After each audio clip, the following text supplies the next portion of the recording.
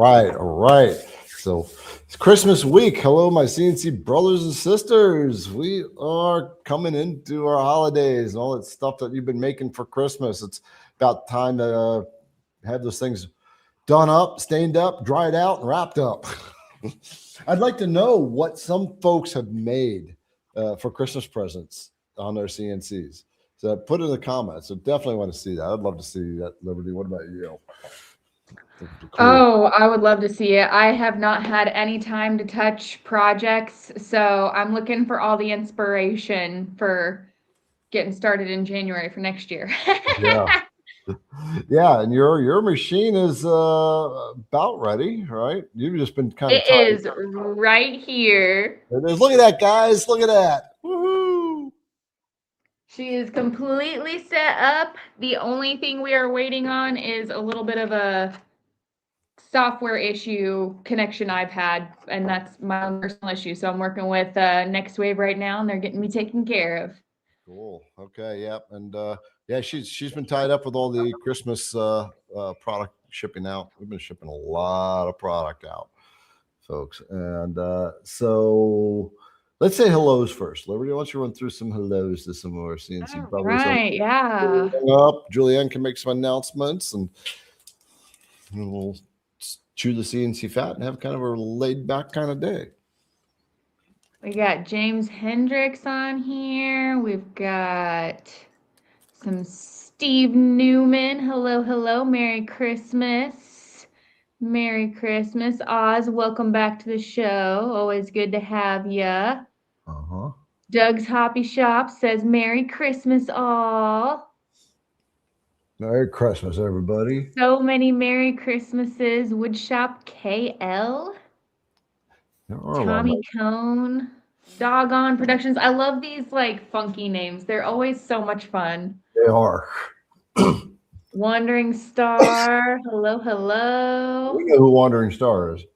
Yes. We've met him twice now. Well, I have. You met him once, and then me and Julianne met him again at the segment. All right. Well, folks, tonight's going to be kind of laid back night. We'll take care of your questions and whatnot. But we're going to be chill ourselves. So, but want to bring up the other boss, Julianne, who also runs the show. And so I just do what these guys tell me to do. Anyway, so before we get started, we're coming into final holiday stuff. We got stuff that's still happening. Why don't you fill them in, Julianne, so those who aren't aware can be aware. So yeah, we've been really feeling the North Pole energy this year. We've been doing our 12 flash sales of Christmas. We are now on day 9. Yeah, day 9. Day 10, because tomorrow, tomorrow is the day before Christmas Eve, and Tuesday's Christmas Eve, right? It's all a blur at this point. It goes by so fast. So yeah, if you guys aren't on the CNC Insiders list, you're probably like, what on earth is this? So we've been sending out emails, doing flash sales from 4 to 8 p.m. Eastern every day.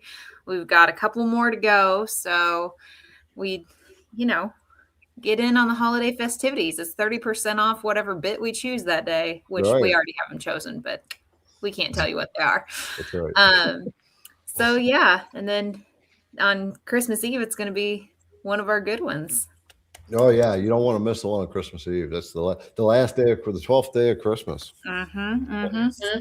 So those of you who are new here, just so you know, Liberty is the fulfillment manager for IDC Woodcraft. She's been with us for about 3 years, and got all the fulfillment taken care of. She's the one that sends you the love notes, and we actually have. She's got helper now, and she's working towards creating more content too. So that's who Liberty, the creator out here, is. And then below is Julianne. She's the administrative coordinator. She's been here, what, 2.5 years? And she's the hub of the whole business. She connects everybody to everything. These guys could ruin my life if they wanted to. They got access to so much stuff, and they make so many decisions in the company. It's so cool. So, okay. Yeah. So flash sales, 2 more. So if you're not on our email list, the CNC Insiders list, we got 2 more flash sales tomorrow and the last day, right? The day before Christmas. And the one day before Christmas going to be a good one. So if you're not on CNC Insiders email list, get on that list. We will link everything we talk about. We link it in the comments and in the description of this video. Also, the Edge Hugger clamps. So let's see. Grab the link for that. Yeah, so the Edge Hugger clamps are releasing the day after Christmas to the VIP priority list. And we're going to release the rest of it to the CNC Insiders. But I can already tell you it'll never make it to day 2. All right, we have over 3,000 people on the list, and we only have a little bit less than 1,000 units. So if you want that discount, you're going to need to get on that list, watch your emails, and we're going to release it on the 26th at noon Eastern Standard Time, exactly. And that's when we'll go live too. So I did want to say I did finally find out where this thing came from. Oh, you did? Yeah, I did. So last week I mentioned it. This is a giant mouse pad. It came from Kyle and Bella, Christmas present from them, and it's going to go on my computer desk. And so I'm actually looking forward to it. It's nice, soft pad. So okay, Edge Huggers. I'm telling you guys, if you want it, you're going to have to watch your emails, because resupply. We've already ordered 2,000 more sets, but there's no inventory in the United States for a lot of the stuff. We've wiped them out already. So, and then what else we got? Just want to let you know of a couple bits that are going to be coming out soon. As Julianne said, these look deadly. they are. They are deadly. They really do. They're like ice picks. Sharp. These are the extended taper ball nose bits. They're 6 degree, and these are for rotary work. So when do we get these in house? Not until next year. Okay, early next year. We still have a few little tweaks and things that need to go into them, so not until next year. All right, and then when are these coming in? The inserted surfacing bits. I haven't got a shipping date yet on those. Okay. I'm not sure. I'll have to check in on that. All right, I'm excited about these. Liberty, you're going to just ship them all out once we get them. Oh yeah. Yeah, those are going to fly out the door. I think we under order from now on these days. All right, well, okay, let's talk CNC, folks. Julianne will be in the background. She'll throw in links here and there and pop up when she wants to. And if I have technical difficulties, they'll bump me out and they'll come on board, and you'll just have the ladies, and things will be much better than just my pretty face. And then I'll have to reboot my computer or something to that effect. All right, so let's get into some questions, Liberty. Well, first of all, what's going on with you for Christmas? What are you doing?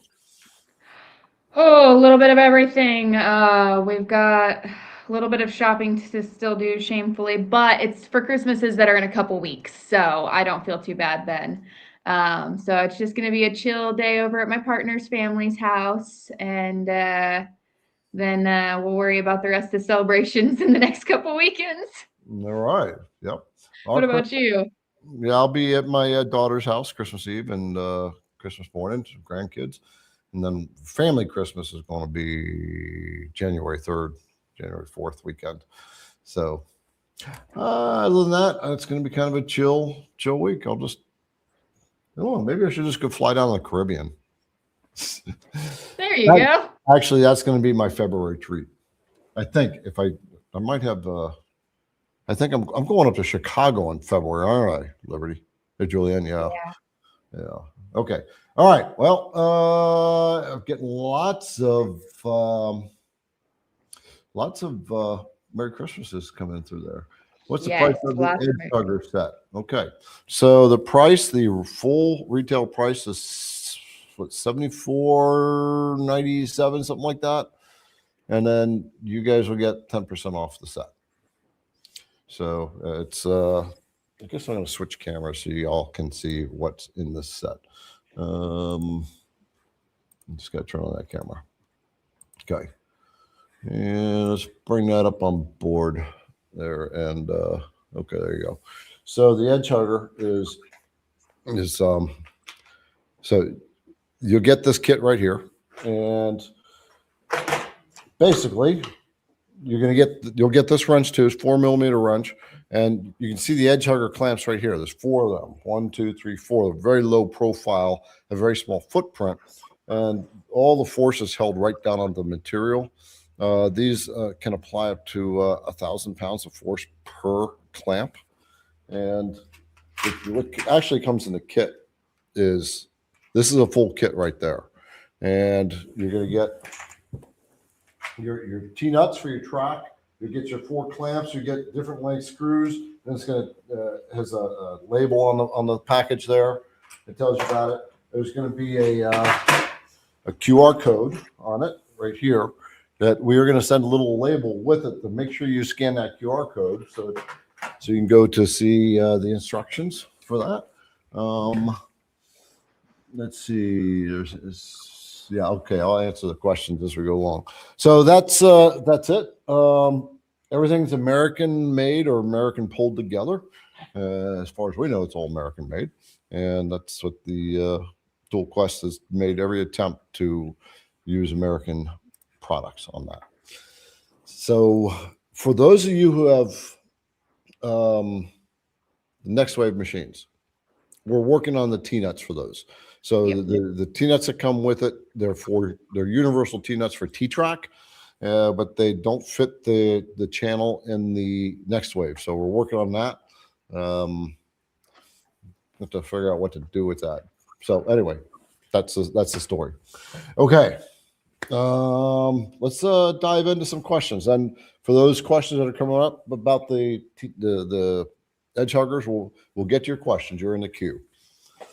All right. Rock this out. Doggone Productions. I'm using OraMask for many of my carvings. Is it better to seal the pieces before applying the OraMask? Currently, I seal the piece after carving. Great hats, Garrett and Liberty. Yeah. Well, thank you. Yeah. I loved our little elf. Yeah. So for OraMask, I just sand the wood down. So I was messaging Kate just before this, went from Women Who CNC, Kate Tucker. I actually asked if she wanted to join the show tonight. She might be in the comments, but she said she never sands any higher than 220. If you sand too high, then you'll, for some reason, you'll start to lose the adhesiveness on it. So you can use sanding sealer. I've done that. There are some folks, if you've used OraMask, put down where you've had problems with it. What you definitely need to do is vacuum that surface really, really good before you apply the OraMask. I rarely seal it before I do it. What about you, Liberty? I don't believe I've ever sealed it beforehand. If I did, it was on accident, forgetting that I was going to use OraMask, and I was just sealing it before the carve. Okay. I always seal it afterwards, like once I've cut something out, then I'll put like a clear coat in, put in my color, and then seal it after I've taken the OraMask off. That way everything gets the same coat of, seal. Right. Yep. I will tell you something I did find out, and I found it out on a big project. It was such a pain. When you peel the OraMask, make sure you bring your project up to a comfortable room temperature, like 70, 75 degrees. Because if it's too cold, it doesn't, the adhesive wants to stick to the material, the wood, more than it wants to stick to the vinyl. And so what you'll do is you'll pull the vinyl up and the adhesive will stay on the wood. So make sure you don't peel it away when it's cold. And also use a nice soft scraper and press it down hard. Get that stuff adhesed down. All right. Hey, there's a donation in there, Liberty. Right. Let's see. Oforn, happy holidays and thank you for all the hard work every week to share knowledge with CNC brothers and sisters. Thank you, sir. Totally welcome. And so folks, right now, all these donations that are coming in, like this one that just came in.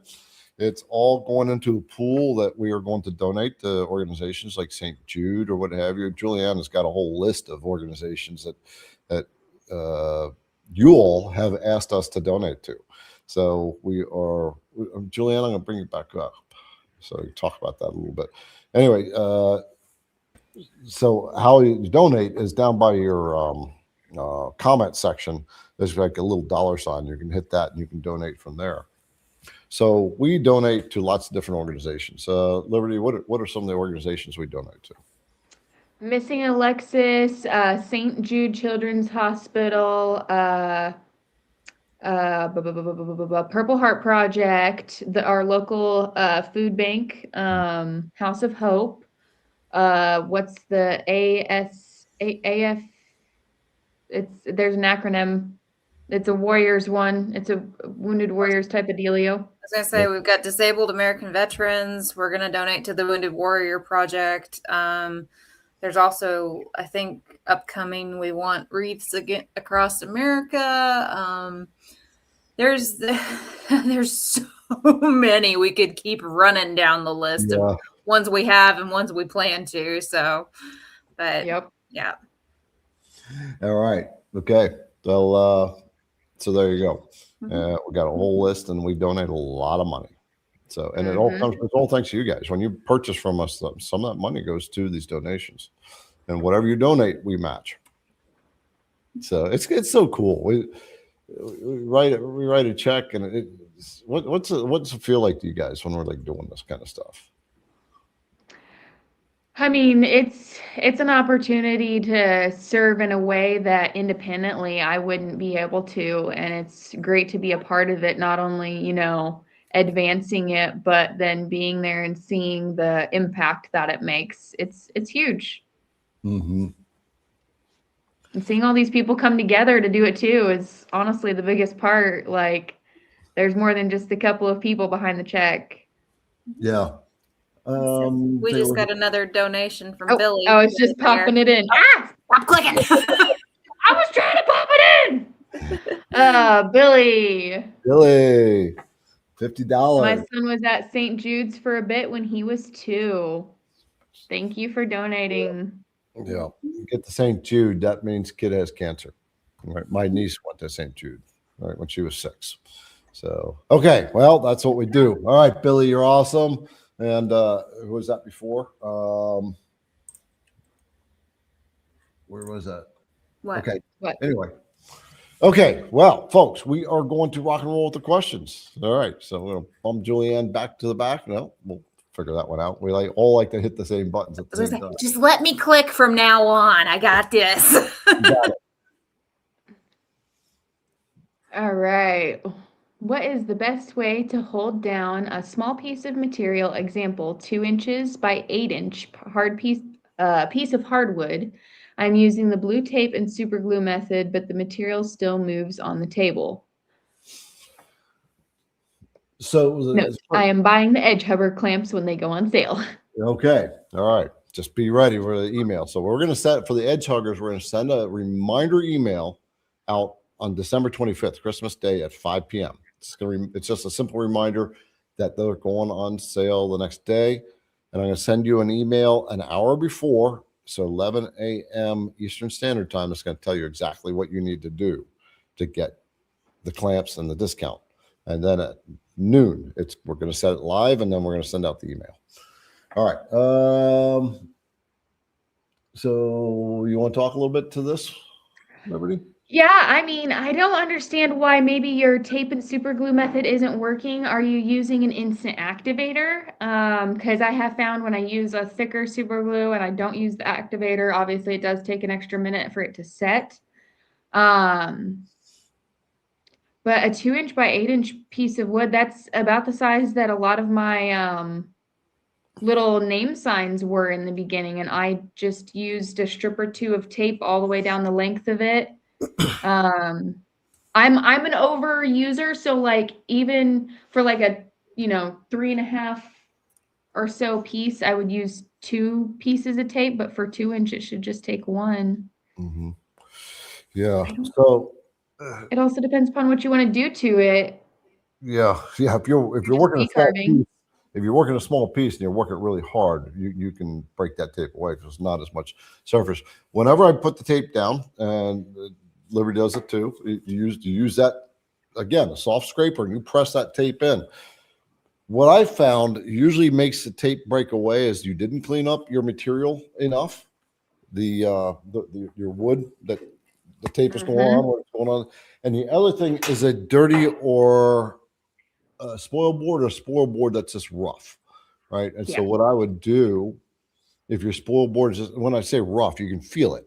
It's just rough. And what I would do is I would put sanding sealer across your entire spoil board. This is what, whenever I replace my spoil board, I put sanding sealer across the whole thing, 3 coats. And I let it takes about 15 minutes to dry. I put a fan on it. And then I will just lightly surface the whole thing, right? Because I want that sanding sealer to sink in. And then I can come in and just, with a 220 grit or higher, I'll just sand over the whole thing. But that spoil board is got the fuzzies on it. That's the biggest problem I've run into. Yeah, I'm gonna bring it back also to, like, you know, it depends upon what you're wanting to do to it. Because if you're just wanting to V-carve on it versus if you're doing any profile cutting, any shaping, things like that, that'll also change a little bit of how you go about it. Yeah, absolutely. Yeah, the less tape you have, the less holding power you've got. Yep. All right. Robert, in GSender, is it possible to map out several Z0 points, such as if the workpiece is uneven? So GSender does not have the capability to, what do they call that, Liberty?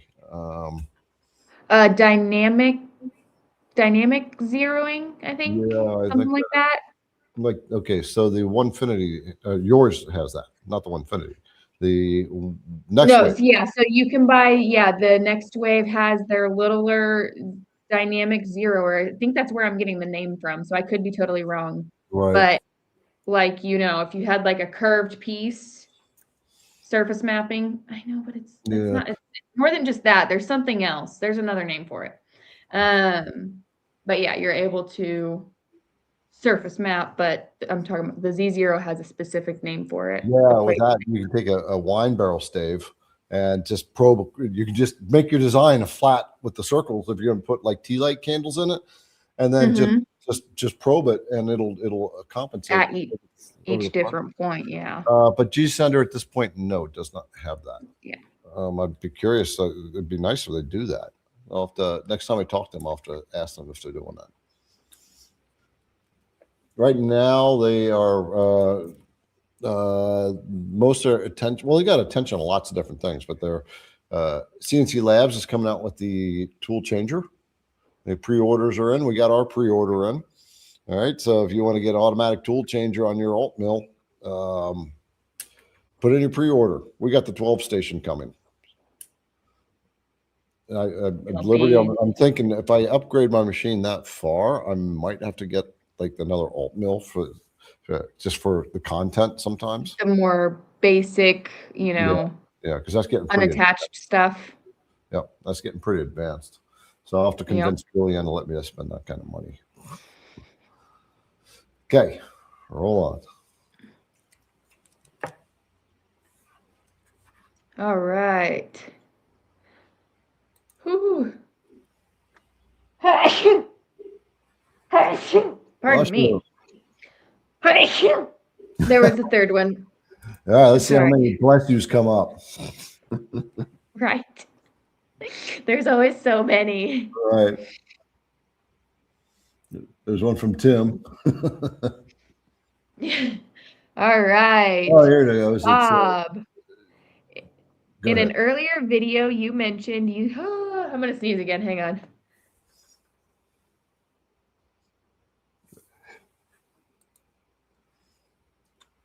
Okay, she's having to let it rip. It's called Unlimited Z0, I think that's what it's called. Okay, so that's in an earlier video. I briefly mentioned using the molding toolpath to create a 3D cutout for the dished area of the card holder.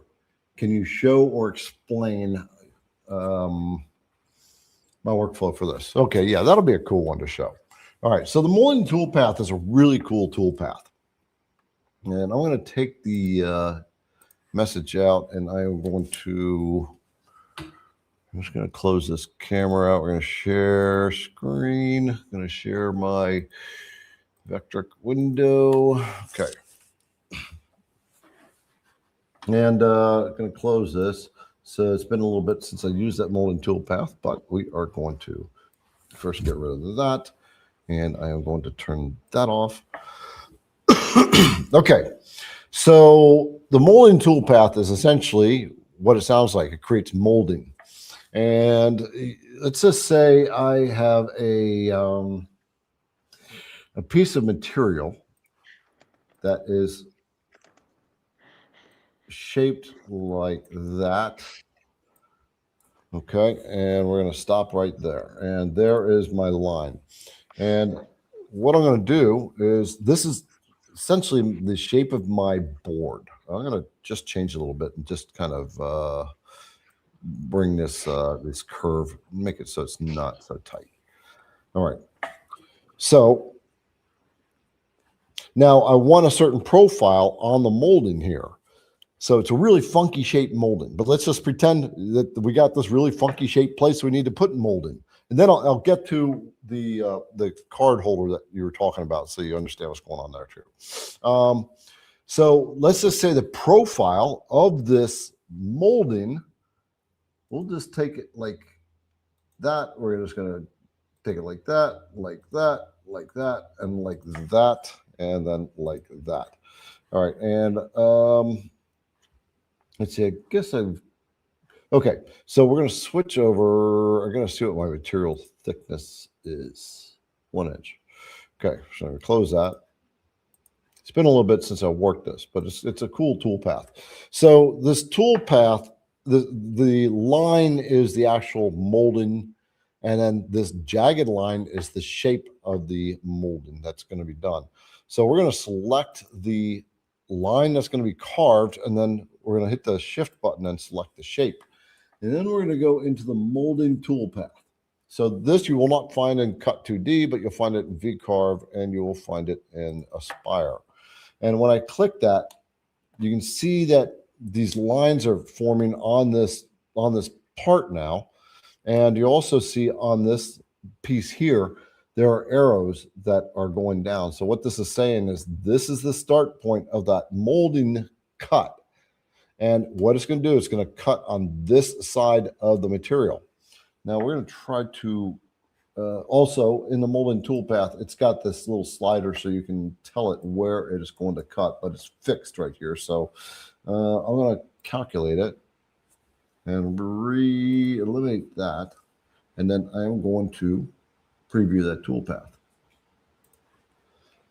Okay, and if we take a look, you know what, I'm going to change this a little bit. Close. I'm going to move it off to the edge of the material so that we can see it from the end.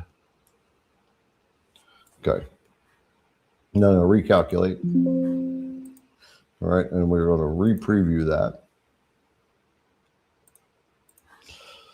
Okay, and so what it just did is it, what tool am I using? I didn't look at my CNC bit that I'm using. So that's the 1/4 inch ball nose end mill. We're going to change that to an 1/8 inch. Once we get to the ball nose, 1/8 inch ball nose, select and recalculate and reset and re-preview there. It's got a little bit better profile there. And I need to get this turned so we can see it. Okay, so there you can kind of see the profile of that molding that we just made. And then we can come back in and we can do a lot of work behind it. I'm going to switch back over to here because we would need to know the size of the material that we're working with if we were actually going to make molding. But let's say we want to do this bowl. I'm just going to bring my screen off for a second, and I want to show you what the project that he was asking about. So this we have available to you as the design file. We'll link this in there. It's probably the most complicated project ever made, but this is a card holder and a game piece holder. And it's got text on it. It says live, laugh, love, and play games. It's got 3D reliefs on it, raised embossed reliefs, not embossed, raised relief. It's got the card slots here. It's got the game piece here, game piece slot there, and then of course rounded over. So this is what he's talking about, how I made that unique slot shape. And you can, if you look at it from the side, it goes in at an angle. It's actually rounds over and comes down at an angle and rounds back till it goes flat. So how did I do that? We're going to go back to here, and I am going to redo this. Go back to the 2D view, and I am going to delete these lines, and we're going to make more of that kind of shape. I'm going to create a rectangle, and I'm going to give the rectangle rounded external, and we're going to make a radius of 0.75. And we're going to apply that. So close. All right. So there is the shape. And what we want to do is make a cup kind of shape. So the first thing we have to do is we have to open the vector. When you're doing molding toolpaths, you can't do it with a closed vector. We just created a rectangle with rounded corners. That's a closed vector. So we have to open the vector up. So we have to select that and click N for node. And I want to actually put my vectors in a specific place. So what I'm going to do is I'm going to center up this part first. So I'm going to select it and hit the F9 button. And what that's going to do is center up the project in the middle of material. And I'm going to split it right down the middle. So I am going to, no, I'm not. Because I have to do more modifications. I don't want to do that. Okay, so we're going to undo that. Okay, so what I'm going to do is select that shape, hit the letter N, and we're going to hover over a node, and I'm going to hit the letter C.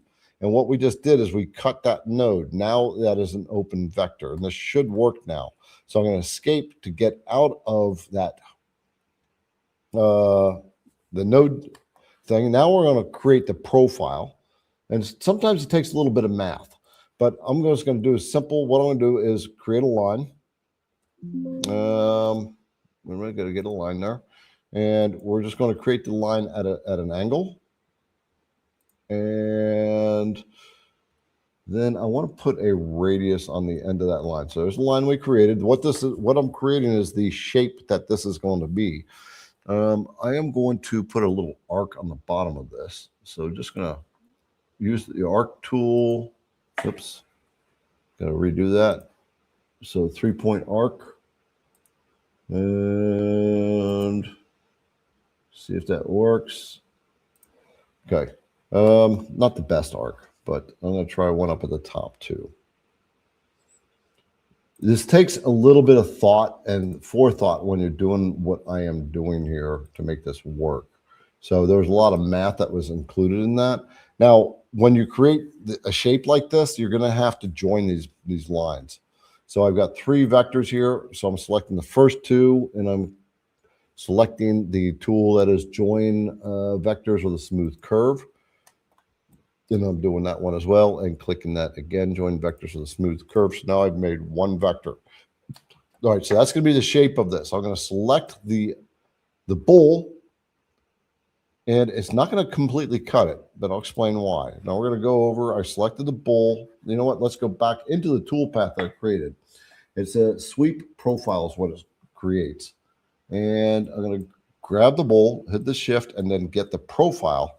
Now you see that it's cut around the outside of it. I want to switch directions. So I think if I hover on the line, that will pop up when I hit the left mouse button that says reverse direction. And that didn't do it. Maybe it's this one right here. Because we need to switch to the inside of the circle. So maybe it's this one. No, how did I get that? Liberty, do you remember how to change direction on that? No, I haven't played with the molding toolpath enough Okay. to have it. All right. someone out there tell me what button I have to hit to get that to go to the inside. And just look at the anyway, so I'm going to run this though so you can see what it does. And so now when I run this, let's see what it does. And it didn't like that for some reason. Why did it not like that? Reset. Because I'm doing this so quickly. Looks like it's trying. Okay, should be cutting that.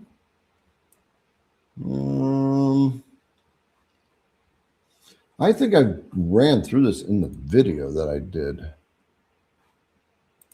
Let's go back into that and make sure I got the right thing selected. It actually should be cutting this.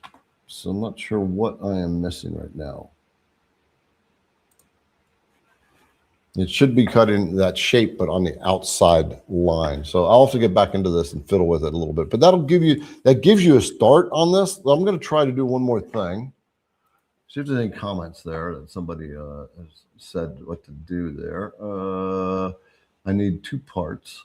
Okay. It says slice the 3D. I don't really like. I wasn't sure if that was an answer to the comment above or not.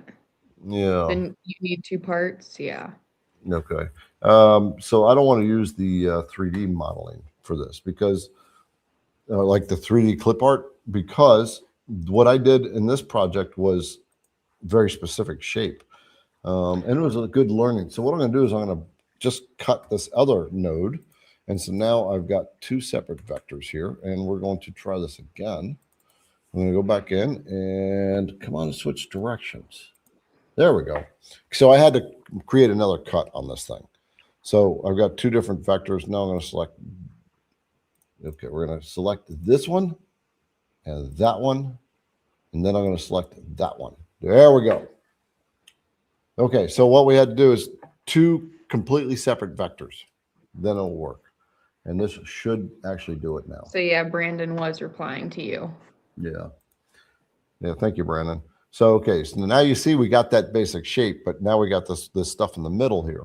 So the way to compensate for that, that's where the math comes in. I got to just figure out how long on the bottom it's going to be. So I'm going to switch over to here and go back to this line right here. Guys, this is such a cool little toolpath. I don't know why I don't use it more. And I'm just going to extend the bottom of that vector a little bit for now. And then I got to join those 2 toolpaths with a smooth curve. And then we're going to go back into the toolpath and we're going to hold the shift button down, select that shape and recalculate and preview. And there we go. So you see, kind of got that rounded edge right there. What I didn't do is define the very top of the part. So it's got the little divot. Little divot, yeah. But it's got a nice profile. So yeah. There you go. It's molding toolpath. That's a good overview of it. You'll need to practice with it a little bit to get that to work for you. I love the molding toolpath. I need to work with it more often. I was going to say, I need to play with it more. Yeah. I love it every time you bring it up. All right, Lockchuck. Can the CNC drill mills be used to make a bit larger holes using 1/8 inch to make like a 3/16 inch hole, etc.? Yeah. So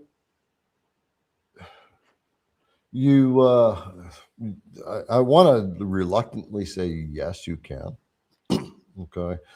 But the drills, so the drill mill, the Jenny bit will be able to do that because it's the end mill, but it's just got the ground edge on it. But the IDC Woodcraft Lightning bits, I know you can cut across. If somebody accidentally did that, they actually literally cut like a 1/2 inch deep groove with the 1/8 inch bit, and it made it right. But if it's specifically a drill bit, I don't recommend it. But the drill mill should. I got to take a look at the drill mill, and we'll bring that up so you can see exactly what we're doing. So. We carry the Jenny bit line at IDC Woodcraft because it's such high quality tools. Where is we do carry the drill mill, right? I don't know if we're I don't think that's one of the ones that we're out of. There it is. Yeah. Okay. Yeah, it shouldn't. But we have them in stock. Yep. Yeah, we got them in stock. Okay. I'll just show you all what the drill mill is. So share it real quick.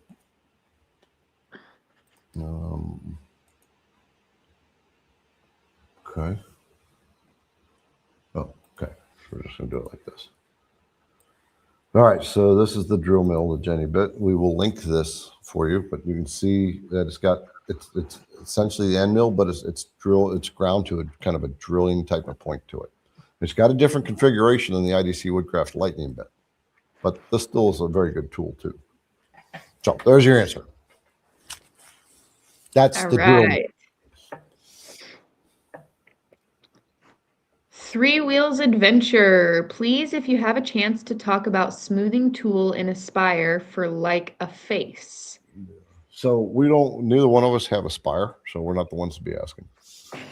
Next time we have Kyle Ely on. Oh, what? So we need to upgrade our Learn Your CNC package. Yeah. I have Aspire. Oh, okay. You got Aspire? Okay. Yeah. All right, cool. Yeah, Yep. I got Aspire. Yeah, well, I talked to Becky about it, and so we were both supposed to get it, but I've been busy. Okay. Liberty's got it. She can learn it. Well, I contacted them for the upgrade or for the renewal, and they sent it through and everything, and I go through. I'm trying to redo my license, and it's not working. I'm like, what the heck? This is usually so easy. Blah blah blah. Took me 10+ minutes to pay attention to the logo as to why it wasn't working. Because I was trying to log it into the wrong system. So I was like, oh, I guess I have to download Aspire now. So I'd say probably when you re-up yours again, they'll probably do the same thing, switch you right over. Yeah. So next year, Liberty will be getting much more into the creative space, and she'll get into that as she can, because the 3D modeling is a little bit more. It's a new level, but when Kyle comes back on, about every 2 months, we'll have him on next month, and then Mark Lindsay knows a bit about that too. Yeah. So sorry, brother, we can't help you on this one. Hopefully somebody in the comments can. If not, then come back when we've got the people for it. All right. Richard, was the issue resolved for the Edge Huggers of the next wave machines? We already kind of explained that we're still looking into what will fit in these slots. Yeah. Right now, just so you all know, as far as next wave, that's on the action list for ToolQuest to do. Right now, we need to make sure that all the documentation for you is online. So when you get your Edge Huggers, you can scan that QR code. And that's the story. And I'm sticking to it. But we are addressing that. Awesome. All right. I think because of that, we're probably going to figure out something for those who are on the list. Yeah. Okay. All right. Tim Bonowitz, if you do a 3D carving, do a rough cut, then a finish cut, how do you go back and do an outline pass to get rid of the marks? Outline pass, get rid of the marks. Okay. So when you say an outline pass, I'm assuming you're doing the cutout. Yeah, that's what I would assume. All right. That'd be drawing a Yeah. That's what I'm going to assume on that. And I gotta share my screen again. And it's pretty basic for me. Excuse me. Okay, let's go back to here, and we are going to close that, switch over to design, and we're going to dump these guys right there. And I'm just going to drag something in from clipart. Wondering if anything from design to make. I don't. All right, so we'll just grab the horse. We'll grab the fish and drag the fish out. Okay, so I'm going to make the fish a little bit bigger. anything but the eagle. Yeah, anything but the eagle. I'm tired of the eagle. That's funny. I'm going to hit F9 to get it centered up, and then we're going to go back to our design. Now, so what I end up doing is you just create a boundary around the model. And so in the V-Carve and the Aspire, you're going to have this 3D modeling tools, and the V-Carve is going to just have these 5, 6 modeling tools. Aspire is going to have a lot more down here at the bottom. It's the very first one. It's going to be a cube with a red line around the top boundary of the cube. When you select the model and then you click that cube, what it's going to do is create a boundary, a border line all the way around the project. And you can see it right there. And that will come around. Then you can just actually have the thing do your profile cut around that, and that'll get rid of all your rough edges.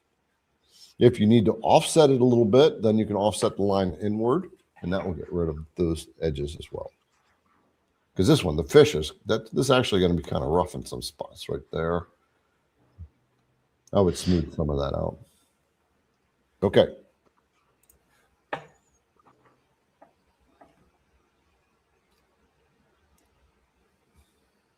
Next. All right.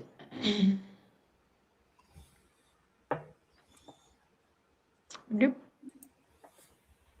All right, John, I have V-Carve Pro. It is my understanding that I cannot merge multiple STL files.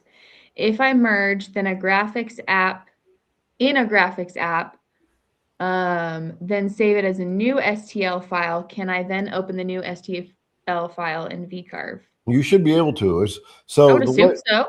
Yeah, so the way Vectric has got this worked out with the V-Carve, it's not with Aspire. With V-Carve, you can import one STL file, right? So from an external source, all right? But if you use Vectric's 3D models, right, they've got them formatted. So for all like the design and make ones, or the ones from Easy Carve or Easy Create, which I just created that video on, I gave those carvings to Adam. I'd show them here, darn it. And so he's got them down at the show. Oh, it might be there with you. I was gonna say I can go grab them. Yeah, so you can get that wizard if you can find it. Anyway, so if it's a Vectric-based file, which is a V3M file, you can put as many as you can. But if you can combine or bake those multiple 3D files in a different program, so it becomes one STL, then you should be able to import it. Let's see. Caesar Can signed up for Learn Your CNC Holiday Learning. Excellent. Hey, anybody that signs up to learn the right way by someone who knows what they're teaching, I got to hand it to you. So good job, man. Yeah, so that's the way you can do it. So with the V3M files, you can put as many as you can in there. Let's see what else you guys are saying here. You can combine STLs in Blender and create one STL and then open it in V-Carve. Is the outer boundary of the 3D project choppy in Vectric? I know it is in CarveGo. It all depends on the model itself, right? And you may have to smooth some things out. So if I take that 3D model, and the Vectric should have created I thought it would have created a layer. So I'm just going to create a new layer and move this to that new layer. Right there. Now I'm going to turn that new layer off, and there's the line. So it's a bit choppy relative to the project size. This may not be seen because this blank piece is 10 inches wide, so you may not see it. But if it gets real choppy, then what you'll need to do is come in, maybe edit up some nodes. You might need to come into node and start deleting some nodes, or you can maybe smooth out some of the nodes as well. So that would be, I haven't used this in a while. It's Curve Fit tool, I believe. And let's see, it's going to be Bezier, and I'm going to just see what it looks like. Okay, there you go. That took way too much of it out. So that smoothed it out quite a lot. But so what I did is I used the Curve Fit tool. Now, I'm not going to cover that very deeply here, but basically that curve fit tool is this little sine wave looking guy right here. And you saw what I did. I actually just told it to, you make a lot less nodes on the project. That smoothed a lot of stuff out. Okay, so check these out. There you go. That's the wizard. There we go. This is the So, wizard. I did a video that says it's called 3D for CNC, and this is done in a vectric package, online package called Easy Create. And I told ChatGPT, I said, I want a wizard, and I told it about the wizard, what I wanted it to look like, and I told ChatGPT to write up the instructions for the Easy Create in a way that's optimal for Easy Create. And it created almost exactly what I wanted. But this model has so much detail in it, you really, Liberty can't even get the fine can't get it like detailed, but there's patterning on the bottom of his robes, going down his robes. There's yeah, I can't even get the definition, but there's patterning going down his robe. There's his hair all blowing in the direction, all of the wrinkles, his staff. There's even something wrapping around the top of his staff there. His crystal ball. It's insane. Oh, it looks like we lost Garrett. I thought he put me on full screen, but we lost him. So that's fun. I was waiting for him to be like, that's enough detail, Liberty. No, it's never enough detail. Never enough detail. No, I was like, I thought he full screened me. Oh, there he is. There him is. Maybe. There we go. How long was I talking before I realized it? Well, I didn't realize. Well, you were like, there's a lot of detail on there, blah, blah, blah. And then I went full screen, and I thought you put me full screen. That's funny. That's funny. Yeah. But anyway, yeah, it's so hard to be able to show the detail here. How much detail that thing has in it. Yeah. I should show. I think I got a picture of it. You guys, if you want to do 3D, you got to watch this video because it's so cool. I know I got pictures of it. Where did I put them at?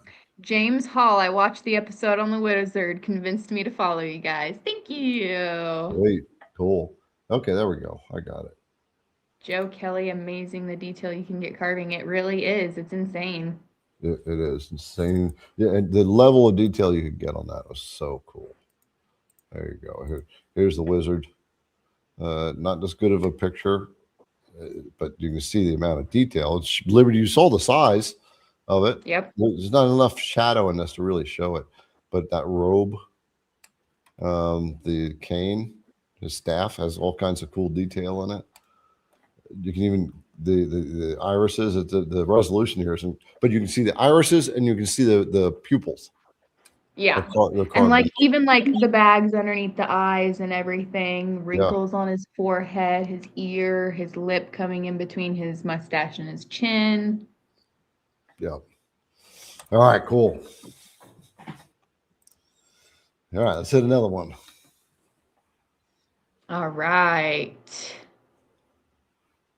Hey Thrower, what do you think about gluing down a spoil board instead of using screws? I've seen a few YouTube videos on this and I'm curious on your thoughts. Liberty, what would you say?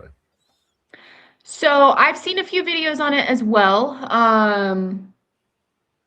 A lot of people I've seen recently like to glue MDF to Baltic birch. And then they'll do 2 layers of MDF and glue all of that together. And so then eventually they just surface off and add another layer of MDF. I don't know. I mean, it depends upon how you're attaching it to your table, I think is the biggest thing. Like if glue is your only method, I don't know. I mean, if it's wood glue, it's meant to stand up to a lot, you know? Yeah. I don't know. As far as practice goes, I don't know because when I look at my machine, I'm going to bring up my machine. Extra camera. All right. Okay. I've got a what, 8 different tracks on this machine here. All right. Mhm. So if I dig into 2 or 3 tracks, which I've done before, so much that it wouldn't even hold or lost its support, then I got to replace those boards. Yeah. I'm not. I don't know what the philosophy is. So currently, I would say I would not do it, but I don't know what the philosophy Yeah. is to glue and spoil board down. Is the wizard file available for download? I don't have it available for download. I'm telling you, just what you know. What should I go through this? Y'all I want to think you see should how run through fast each- it is to it's a- create I mean, it's a 3D model, so you can create your own wizard. yeah. Should I do this, Liberty? I think you should. I definitely think you should. Did it lose me again? Nope, I can hear you. Can you hear me? Okay. All right, so we lost him, but I think he should do a walkthrough because And I think we should also make it for sale. I agree. Just I agree with saying. that as well. They don't want their own wizard. They want that wizard. They want that wizard. I already put it down in my notes, everybody. It's all good. Beautiful.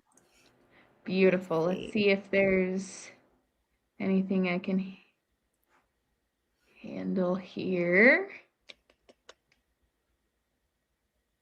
Ooh, I hope Garrett can answer this one well because literally I do rounding on all of my projects. Welcome back, boss. I Yep. do rounding on all of my projects, but I every single time have to sit there and go, okay, if I did the profile on this line, then I got to do the rounding on this line if I want this thing. You know what I mean? So, welcome back, boss. How's it going? Can you hear me? Yep, I can hear you. Awesome. Yeah, I'm on the computer. Just I'm working to get up Easy Carve here, or Easy All Create. right. Okay, Easy Create. Okay, and so it's so easy to work with this. It's like Jack said, it almost eliminates the need for Aspire, but not totally, because there are things I couldn't do. Like I plugged in the IDC Woodcraft logo, and it came out like crap because the logo is so defined. Okay, I still have audio? Yes. Okay. All right, so I'll share screen and just All right. I'll holler or kick you out if something don't let happens. me don't let me lose those guys because I need to see if they cut out. Okay. Yep. And we'll need to maybe ask Richard what's going on with my computer, why it keeps dropping out. Okay, here's how cool it is to do this. So I'm in Easy Create, and I'm going to log in real quick. So you have to have a vectric account in order to log into it.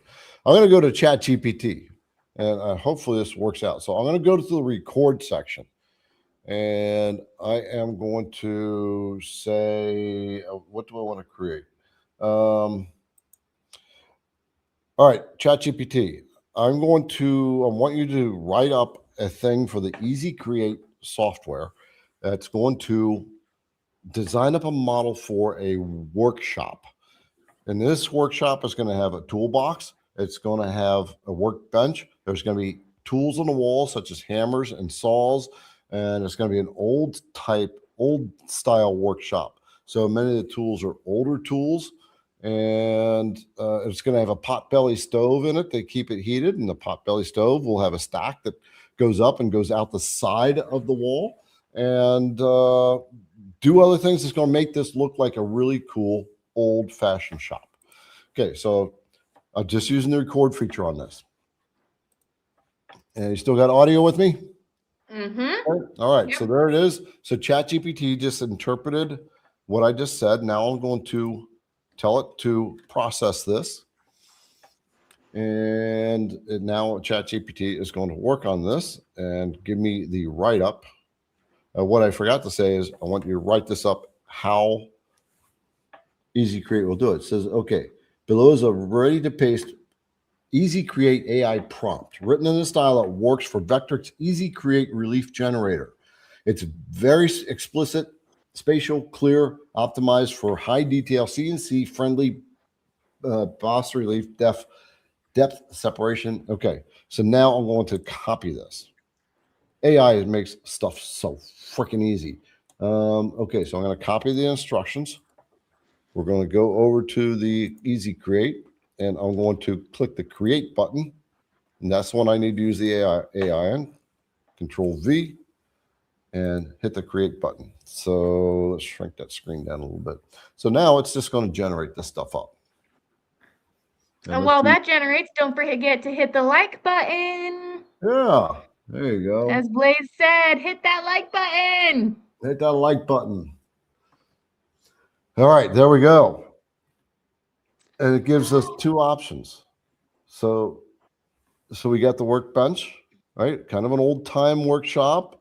It's got the potbelly stove. The pipe goes up and out the wall, just like I said. And it's got a lantern there. And then there's another one that I like the first option because the second option, the potbelly stove, is in a weird place. The tool bench or the toolbox, I guess, is out in the foot space. Right. Whereas the first one looks like useful messy. The other one looks like, who put that together? Yep. And what were they on? Yep. So I used 1 credit for this, and you start off by buying 200 credits. So let's say I didn't like this. So what would you want to change in this, Liberty? Let's just say we want to add something to it. How about if we add the person, the guy? Yeah, the woodworker. Okay, so it doesn't have quite what we want. So we go hit the Start Again button. When we start again, it's just going to take us back to the prompt that we had. This is called a prompt, by the way. And we're going to say we need our add the old time woodworker making a chair. Okay, now it's going to recreate that. Yeah, add Bob Vila. Oh, we could have done that. Yeah, that would have been good. So but folks, you can do that. You can literally, tell it to add a specific character that you know. It'll add it in there. There's our guy working on a chair. There's the old time guy there. I actually like the second one better on this one. I was going to say, in this one, I actually like the second one better. So we're going to select the second one. We're going to use the selected. So, folks, this is AI generated. I'm doing nothing. I mean, it takes a lot of thinking out of it, but it's so cool. I can remove background, but I don't know what it's going to turn out like. Sometimes remove background works, sometimes it doesn't. In that case, it didn't. All right, so we're going to create the model. Now it's got to create the model, and then we can start working on it. Yep, and Julianne put the link in there for Easy Create. Definitely watch the video, because I'm not going to run through it here how to work with this, but New Yankee Workshop guy. There you go. There's our model right there, and then we'd have to do some adjustments to it. But super cool. And all we have to do is just export it. If you don't tweak it around, you can do. There's a lot of little adjustments tools here. And it's 4 credits to generate this model here. And then I can just drag that right into the Vectric software. And let's do that. There it is. Oh, I have to get out of node mode. And let's get Node. Yeah, let's get rid of our fish too. I'm gonna get rid of all that stuff. And come on. Goodbye. Why is Leave the screen, fishy fish. It's not letting me select my fish. Go back to the drawing toolpath. Yeah, I'm not in any toolpath here. Okay, so I'm still in node mode. That's why. There we go. All right, and then I can just drag that in. And that should pick it up. All right, well, I'll just open it up then. There it is. Then I can start doing my stuff. That's how quick it was. How long did that take me? While I'm giving instruction. 5 minutes, not even, because you started like right at 9 o'clock. Okay. So Easy Create, folks. This it's so much fun to do this, and the Easy Create does store all your models that you work on.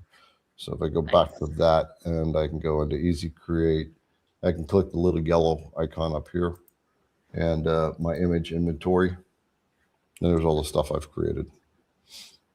IDC Also, man. we decided that you need to put the wizard file up for sale because they want that wizard. Okay. All right. All right. We'll do it. Make a note of that, Julianne, and we'll get that up there. That was a very long instruction when I did the wizard. Oh, you guys don't want the one of me? I mean, come on. Okay, let's get on the next question. All right. Oh, you can do photos too. Photos are you can definitely do photos on those things. Yeah, here, I'll just show you. There, that's me right there. It's from a picture. That's me from a picture. I did a carve. And look at the detail it picks up. All right, so even got all my wrinkles. Okay, let's go on to the next one. Oh, audio? All right. Okay. Nope, you're good. I could hear you the whole time. I was just sneezing. Okay. All right.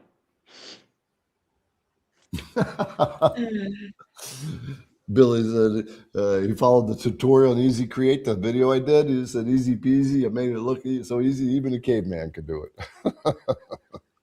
Ooh, that makes me want to make a Sasquatch scene. Ooh, Sasquatch would be cool. Yeah. We should do Sasquatch and Mrs. Sasquatch getting married. I'd love to see somebody try that one. All right, let's go. Let's hit it. All right, Dale. Hi, all. What is the best way to use a round over bit on a profile? Do you create an offset of the profile cut to come back and cut the project out? So I was actually talking about this earlier because I was like, oh, maybe I can answer a question. And I was honest. I was like, I literally have to sit there every single time. I love round over bits. And I have to sit there every single time and think, okay, I cut it on this line and then I cut this on this line to get this that I want. So if you have any guidance here. Yeah, so I do an offset with the pointed bits. I'll do like a 0.01 or 0.02 offset. Then I like cutting the round over first and then cutting out the profile. Yeah. Just seems to cut better that way. Yeah, I've started doing that on the last couple, and I seem to like that. It'll work both ways. Order of process better. Yeah. I don't know. I almost feel better when I have that curved part done because it's like, okay, like the fancy part's done and now it's just cutting it out. I created Christmas cards using Easy Create. Nice. Ooh, that would be cool.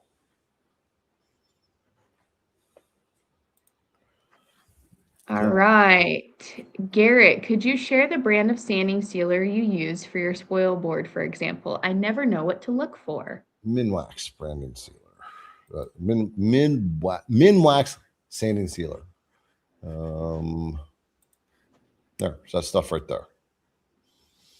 You can get it from Lowe's. You can get it from Home Depot. You can get it from Amazon. I'll put a link in there. And you can get it right now. Okay, good. I did buy the right brand. What's that? I was like, good. I did buy the right brand because I just ran to Lowe's one day and grabbed myself a can because I was like, well, I need a can of myself or can of this for myself for the studio. So, yep, mine's Minwax as well. Yep. So sanding sealer is water-based, so it dries pretty quick. Mm-hmm. And just make sure you let it cure. It'll dry quick, but it doesn't.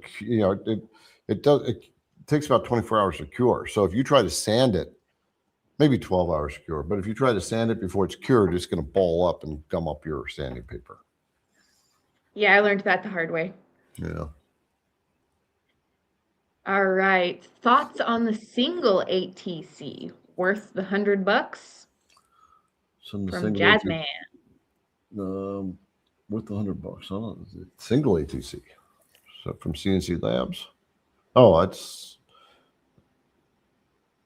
have to take a look and see what you're talking about. I'm getting the full-blown automatic spindle with all the contraptions in it and the 12 position. So I gotta look this up. All right, let's do another question in the meantime. All right. Sorry, just replying to a comment real quick. Okay. I'm looking up the ATC, so let's see. Okay. Spindle only kit, I think is what he's saying.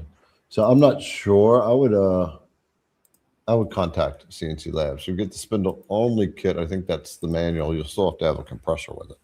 You have to release the thing. But basically, it's not automatic ATC. It's a manual ATC, basically, is what they're asking.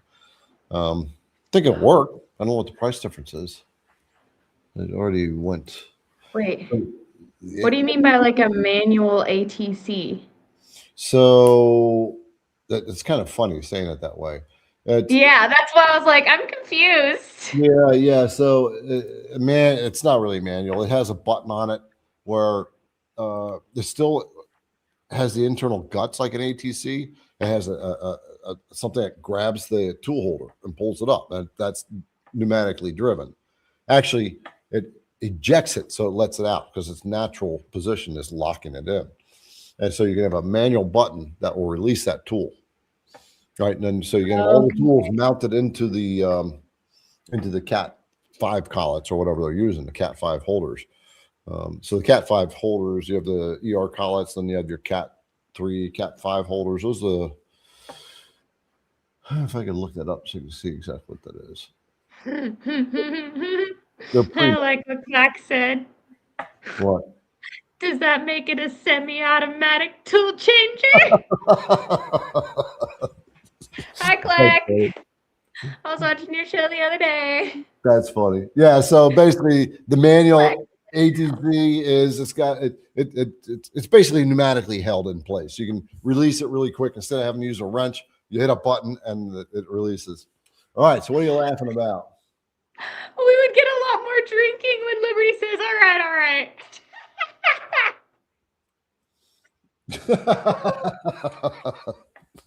Oh, that's right. Because every time you were ready to go on a comment, you say, "All right." I do. Yeah, Jack might. Who is it? It's not Jack would be saying that. It's David might be starting a new rule. Yeah. All right. Okay. Semi-automatic tool changer. I love it. SATC. Now I'm really struggling not to say all right. Take a question that you can handle. I'm gonna go get my beer. I wanna get a beer. All right.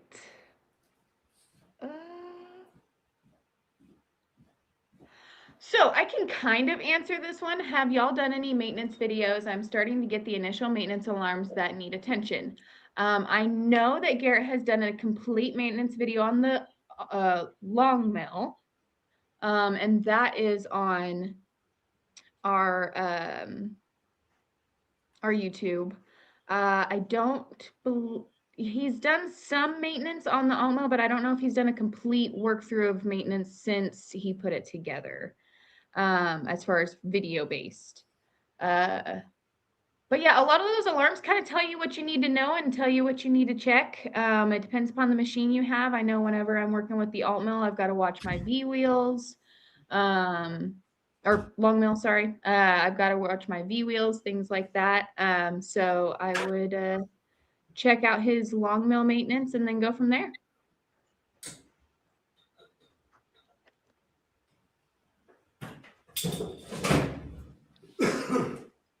We don't have that many questions though right now. So, I mean, if you guys have anything for me. Cheers. Cheers, cheers. Okay, what do we got? All right. James McCoy, I've got a question on the hog. I'm running at 0.25 per pass and 40 feed and plunge, and I've broken 2. What am I doing wrong? Now you're going too slow. Yep.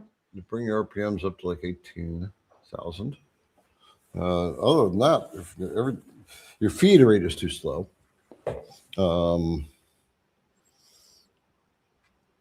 Bring your RPMs up to 18,000, 19,000 RPMs. And you should be good. I would suggest that you go do one of two things. Either cut across the grain with your roughing bits, or do it in an offset cut.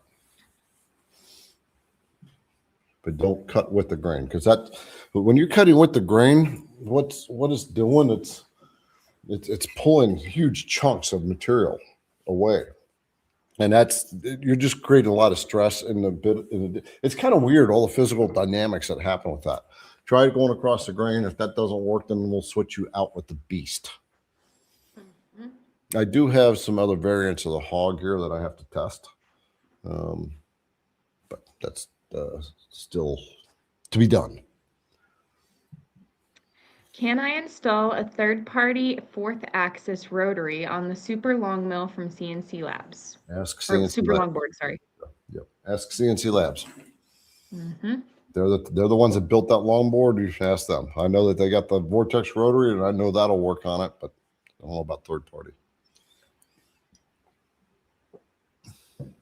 All right.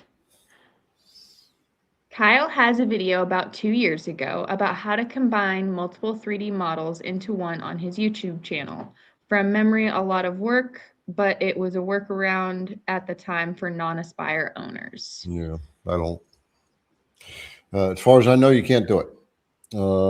I talked to Kyle and I talked to Mark. Mark Lindsay was on here last week. I think he said you couldn't do it, but I don't know. If there's a workaround, there's a workaround, but you can check it out, folks. Okay, next. The Beast is a beast. Yes, it is. I run out of. All right.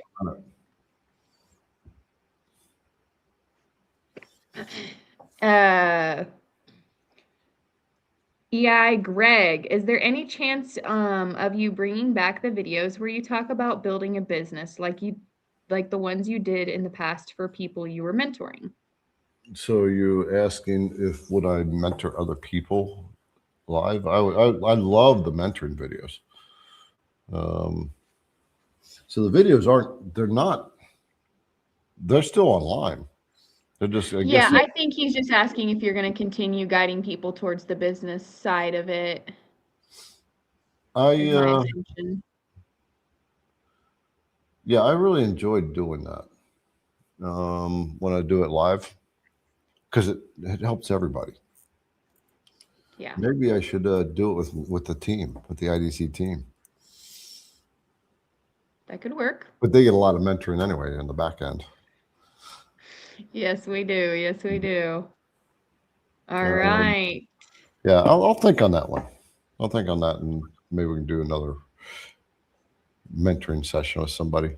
The thing is, that person has to have the right drive, right? I will, if I make myself available to mentor one person live, I won't waste my time. And I would talk to that person. I would interview them first. I would discuss with them, and believe me, I can read a person. I can say this person actually is not that serious. They want to, but they don't believe it in their own head that they can do it. And I mean, I get it. You don't believe it until you can believe it. But it's even Kate was like that. She didn't. When you're being mentored, you're basically changing the way you think, and you're changing. A mentor makes you do stuff. It's changing your beliefs. You actually literally have to change your beliefs, and people don't want to do it. It's so hard to break your old thought process. But yeah, I enjoyed that. I actually would be willing to do that again. Awesome. IDC question. I just received my long mill and have it set up. Is it worth spending the $560 on the new closed motors they released, or should I wait until I get more experience with the long mill? I would wait. So the long mill is what they call open loop, and the alt mill is what they call closed loop. And so if you hear open loop or closed loop on CNC machines, closed loop means the motors are communicating back to the controller. And they're saying, hey, I moved here, and the controller's saying, okay, now I'm going to send you the next signal.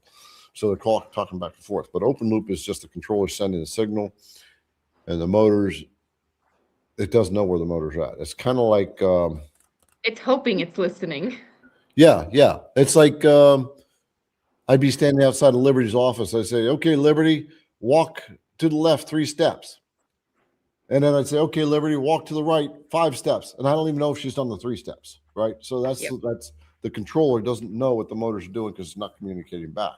A closed loop system would be Liberty would say, okay, I just walked 3 steps to the left. Now what do you want me to do? All right. And that's closed loop. I think you can wait. It's a good question. Yeah. All right. Next year, when you do the 12 days of, is it possible to do 1 shipment so you don't have to pay shipment fees? It would be a goal to be able to find a way to more feasibly combine people's orders into one. That would be, you know, ideal.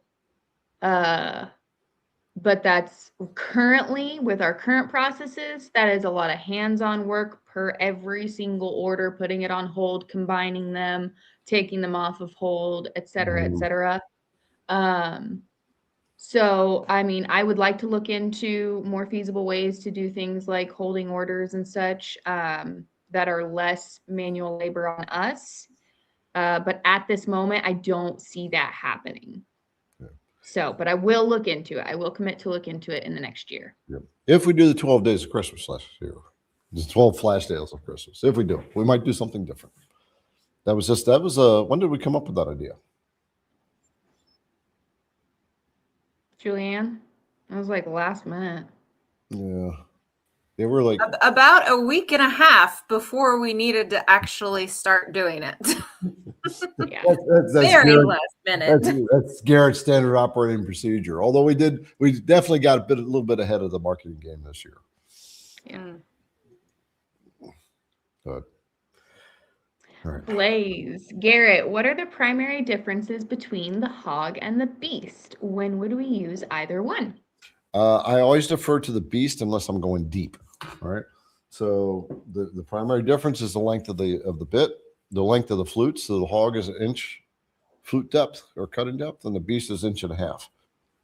And so that extra 1/2 inch creates a weaker bit, right? Because more material's ground away, it's longer. So I'd always defer to the Beast until you're going deeper than what the Beast can do.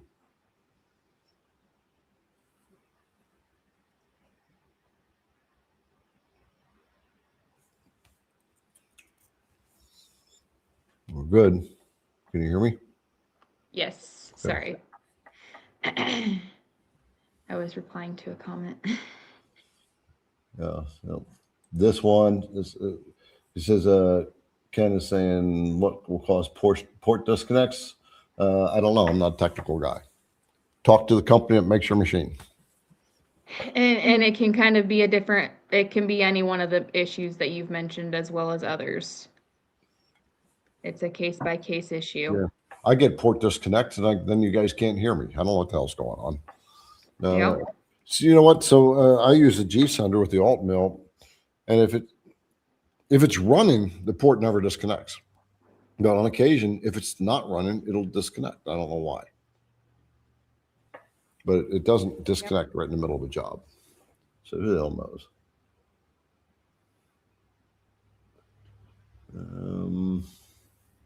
Guys talking some. Okay, so yeah, Julianne posted the article that we wrote, the Hog versus the Beast versus the Badger. Then we got the Ripper and the Slayer. You guys, I like to show this one every once in a while. This is a 1/2 inch roughing end mill, 1/2 inch diameter. Yeah, the ice picker. Yeah. The icebreaker. That's what we need to call this one, the icebreaker. It's designed for ice. All right, come on board. We are coming to the end of our show. And well, that reads right now. I forgot to put this on, but I wanted to show this real quick. Terry stopped by and gave me an on-air sign until I can make my own. So oh, that's too cool. Now I have a little on-air. That's very cool. I like that. Love it when people make stuff. John had a question here. Aha, yes. What was the answer to my STL question. I had to reboot and it took much longer than it should have. A mystery answer. So yeah, as long as you're combining it into a singular STL outside of Vectric or Vectric Pro. Blender. You can do it in Blender. Yeah, as long as you're doing it outside of that, then yeah, as long as Vectric is just reading it as one STL, you're fine. It's when you're wanting to combine them inside the program that you can't until you have Aspire. Yeah. All right. What do we got? Lots of cool LED signs. Women. Oh, Kate's here. Yo, folks, say hi to Kate, Sister Kate.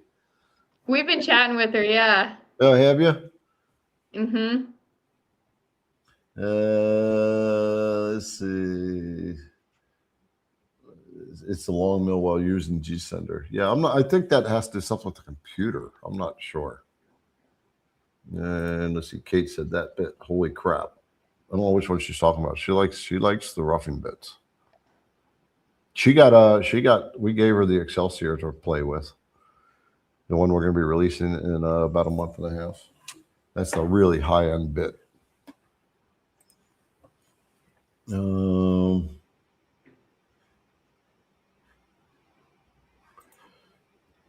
Have I had a zero being lost between jobs running G-Sender, Vectric? Very frustrating when it happens. The only time I lose my zero when I'm running different jobs is if I change the bit and I forget to probe the tool. Kind of what everybody does, right? What are you laughing about? All right. I can't even do it now. I'm laughing too hard. Right. They said I should do a Matthew McConaughey impression. Follow your checklist. Only 90% of those problems in that scope is because we forget to re-zero the bit. Or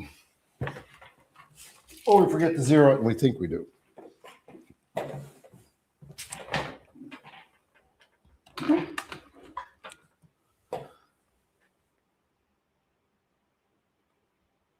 Did you lose me? Nope. I'm just reading comments here. The Clackcheck said one of the possibilities is USB power saving on Windows machines can cause the connection to stop if unused. It can be accessed under the power settings in the PC. Okay. All right, Julianne, we're going to bring you on board. Yeah, get the checklist, folks. If you don't have the CNC the setup checklist, get the checklist. This is your reminder to reset your Z every time and everything else. If you follow this, then the only thing that'll go wrong is if the machine breaks, or because it'll do exactly what you want it to do, but at least you'll have things pretty much secured. Vibration of the machine. There's one. I was having issues with the machine disconnecting during cuts regularly. Tracked it down to vibration of the machine. Mounted the longboard off the machine. I've not had a single disconnect since. That's interesting. Jack said when he turns the shop back on and it is close to his super longboard, he thinks that he thinks it hit EMI or something. Thinks he hit the E-stop. All kinds of weird stuff that can happen. The Ripper and the Slayer have become the first bit I start with for the most part. Awesome. Cool. Those are the big. Those are like the Beasts on steroids. That's a 3/8 and a half inch tool. Roughing tools. Folks, we are coming to the end of the night. Here you go, Liberty. I was about to reply to him. I do not. If you do and would care to share, let me know. If not, I will find out. But I do not know what the Christmas apps are on the Next Wave 10.1 pendant. I'm currently working on getting my unlock code so I can do my first carve. I've gotten it set up. I've played around with the pendant a ton. But I went to do my carve and realized I hadn't done the code. So yeah, So cool to see machines. Liberty's got her whole shop set up there now. She's pulling it together. It's finally coming together. We've got a whole table. We've got that. We're about to hook in the arm for holding the pendant. There's a shelf underneath the table.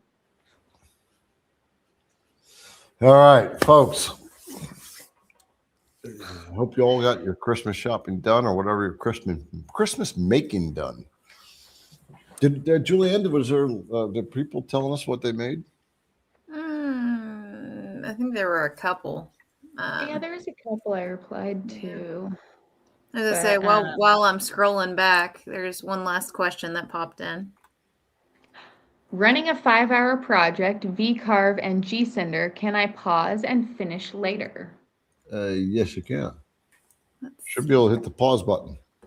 Now, the pause button will generally error out, but the G-sender has a feature in it where you can ask it where you dropped off at, and it'll tell you where to restart at.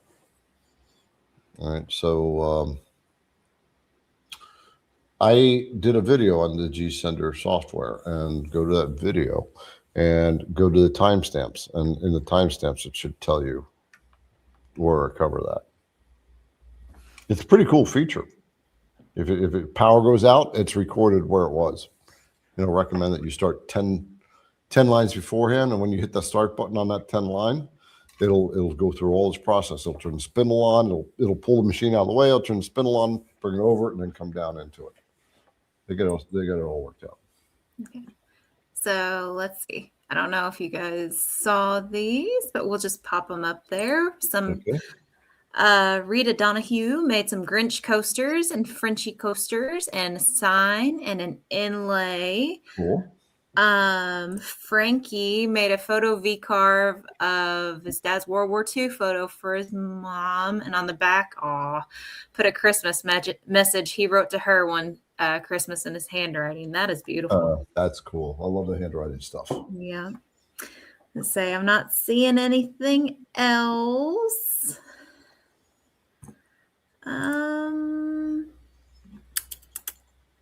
John, I don't have any drawer designs at the moment. I've been wanting to do that. The bit holder stuff. Yeah, I've been wanting to do that because I want to give away a bit holder design with all the bits. Whenever you buy a bit, you can get that file. I was say there's so many people that send us photos of the bit holders and organizers that they make. It's crazy. There's so many good ideas out there. Well, yeah, I mean, I pay people for files to do this kind of stuff. I don't personally have the time to do all that, so I'd be willing to pay somebody to give us to create a file, and then we would buy the intellectual rights of that file from you, and that intellectual rights would enable us to just give it away.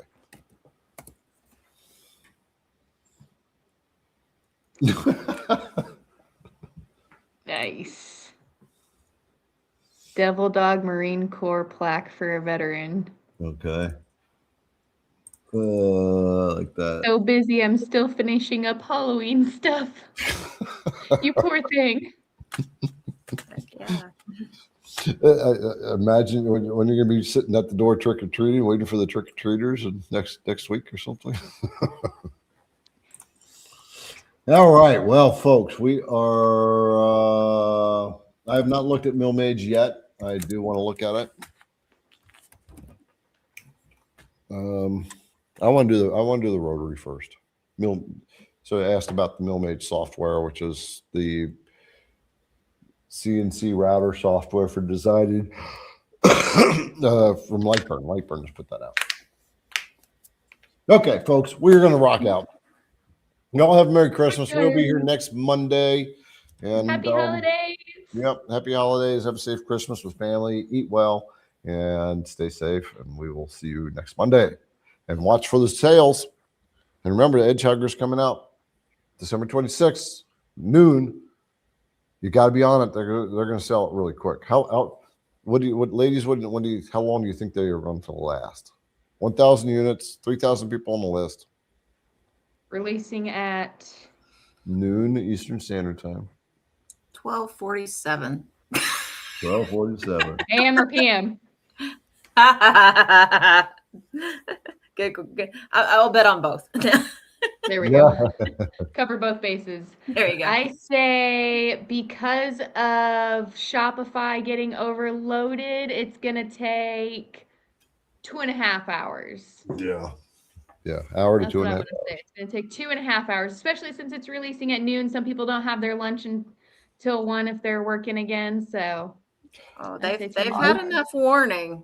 I think they'll sell out in the first hour or just Yep. over the first hour, personally. Yep. All right, folks, we are going to rock out and chill out, and you all have a good evening. Merry Christmas. We will see you next week. Yes. Ciao. Happy holidays. Happy holidays.